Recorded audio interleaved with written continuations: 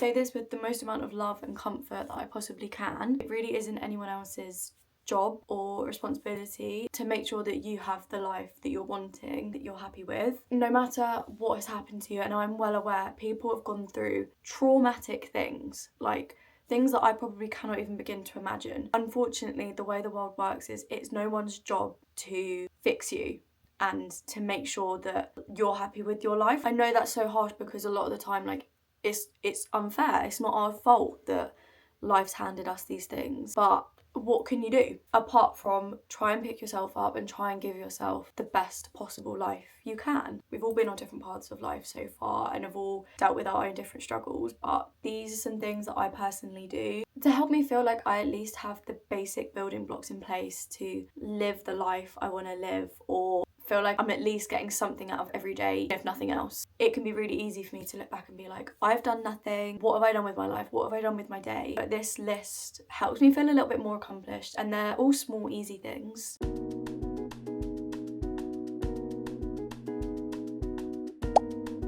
I am joining you from the floor of my mum's bedroom.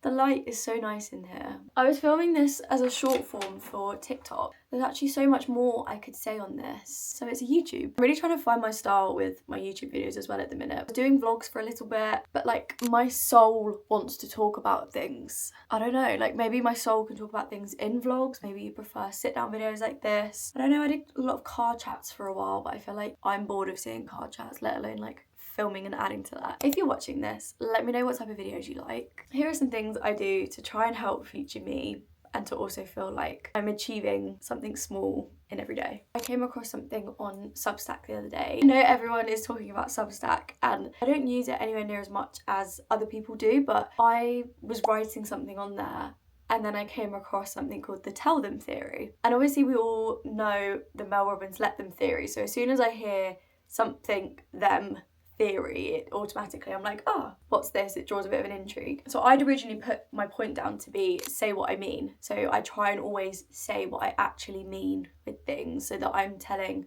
my truth. I also wanted to link this back to the tell them theory because it was saying if you like someone's top, tell them. If someone has got really good energy, tell them.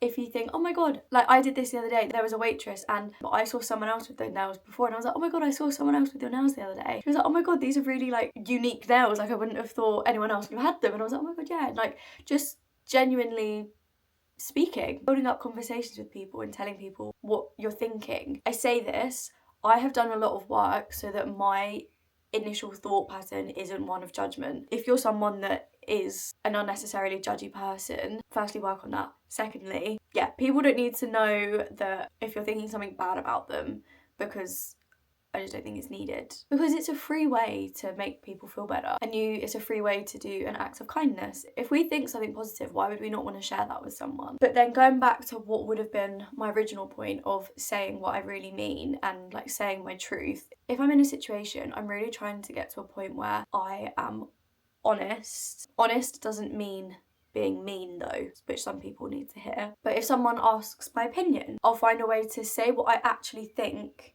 truthfully but nicely. It's showing myself that I trust myself and like my opinion is valid and I'm not just lying for the sake of fitting in or people pleasing. Like I'm genuinely being truthful to myself. Don't obviously be like, that top is disgusting, but you could be like, oh, like I don't know, I think the other one was nicer. I always think it's not what you're saying, it's how you say it. If being honest means you have to find a nicer way of saying something, like that's fine. You can sugarcoat something and it still be your truth. Do you know what I mean? I'd say I do this 80% of the time, and that's movement every day. Obviously, I move somehow every single day, but example, it's Wednesday currently.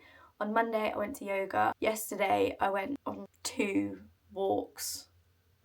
I never usually do 2 walks, I don't know why I did 2. I say that, it's because the weather has suddenly turned so nice in England. It's not even super warm, it's just turned really sunny. All of a sudden I was working from home, just watching the sun shine in. I was like, get me outside ASAP. Today I did some yoga this morning, but I've got a shift later at my work, so I'm gonna go for a walk before that. It's currently 3:28 and my shift's at 5, so after I film this I'm gonna go on a quick walk, only like 25 minutes. It just helps. Change of scenery. I find a change of scenery so so important. It's why as well I wanted to film this in a different location. I always film my videos when I'm sat down, especially for like my TikToks and stuff. I film them sat at my desk.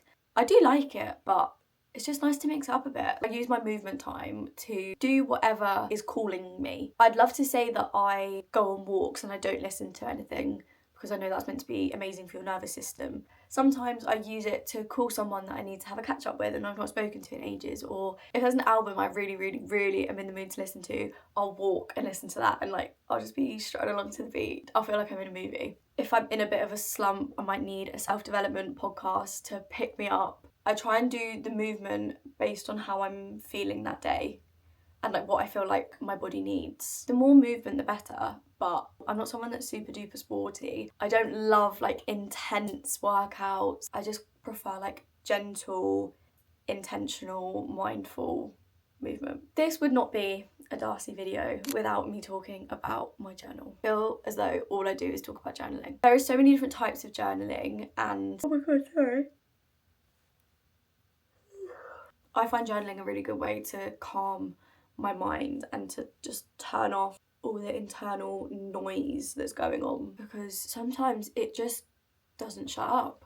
It's just talking and making noise constantly, and sometimes I feel like journaling is unravelling it all and just getting it out of my head. I've got a traveller's journal that I try and bring around with me everywhere, so that if I feel like I just need to write something down or I've had an idea about something. I've been doing a lot more doodles recently, which is kind of random. More like drawings have been coming to mind rather than just words. I've really lost my trail of thought.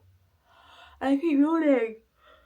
My all-time favourite way of journaling is a big old brain dump. I have a specific notebook that I use for that, and I just write until my heart's content. I find it so freeing because you don't have to watch how you say something. Say what you genuinely mean, because you're not saying it to anyone, you're just getting it out of your brain. I experience such intense self-development when I'm journaling. I'm trying to get back into the habit of doing shadow work, because I was on a roll with that back in October. I think it's when I was back home in between Thailand and Bali that I was like, okay, I'm gonna get into some shadow work and really try and heal what's going on in my head, my heart, my soul. Just finding what works for you. I genuinely owe a lot of my self-development to journaling. Because of all the self-development work I do, I've become very self-aware. I think I've always been a pretty self-aware person. You know, people like to do like big resets or a full self-care evening where they do every single individual little thing. Like they've saved it all for that evening. Like I do that to an extent, but I also find that so overwhelming and overstimulating. I'd rather do little and often. That applies to every aspect of my life. I'd rather do little self-care maintenance bits throughout the week rather than wait for all one evening to do it. I personally prefer doing it bit by bit. For example, last night I fake tanned and I put heatless curls in so my hair can look cute today. I plucked my eyebrows today, and I'll sleep in a hair mask tonight because I'm gonna wash it tomorrow. It's just like, just doing little things so it kind of all just flows like clockwork. I just got so distracted. I hate when I do that. Oh, anyway, I'm doom scrolling. Something I like to do, not only do I think this helps balance my nervous system and keep me sane, but I love to listen to frequency music throughout the day for different things. So I use the Headspace app, not an ad. I just love it. You don't need that because you can listen to it on YouTube or Spotify, but they have frequency musics for different things, and I find it helpful because there's one for if you need to focus or if you're trying to go to sleep. Like there's different frequencies for different things, and I find that really useful. I find it also helpful because I know as soon as I play, I think it's called Boost Your Brain Power, that I'm gonna lock in. Like I'll have that and I'll probably make like a peppermint tea or something, and I am locked in. Doing work, don't distract me. Sitting down and focusing isn't one of my strong points, but by having this little lock-in routine, I know that, okay, if I need to get something done, the combination of these little things will help. Also, do not underestimate how important sleep is for healing recovery. I have some things I do that I actually want to make a separate video on, like my going to bed / sleep / waking up routine, but I've got a group of things that I do mean I have a better night's sleep. I always feel like a child when I say that. I've got one of those like daylight alarm clock, but it's also got a red setting. So when I'm doing like my journaling before bed, or I'm doing a meditation or reading my book, whatever it is, that red light will be on, and I actually find it really relaxing. Apparently it releases melatonin. I also play the frequency music in the frequency that helps you go to sleep. I have the nice alarm clock that wakes me up. Like, if you've been thinking about getting one of those alarm clocks, this is your sign. Like, I hate to be that type of person, but like, it's honestly changed my waking up routine. Like, I love waking up now, and it is a pleasant experience rather than a dreaded, like, oh my god, my alarm clock's going off. You don't even realise, because it's like, mine's bird sounds. I don't know why they've only just become trending. I wish they were trending like 3 years ago. My brain is going at a million miles an hour, and it is over analysing and overthinking every single thing that it takes in. Something that I like is having a book on the go. I know this sounds really simple, but it honestly makes the world of difference. Like, at the minute, I sound like a hypocrite because I actually don't have a book on the go at the minute, because I've been in the biggest reading slump. But for the past like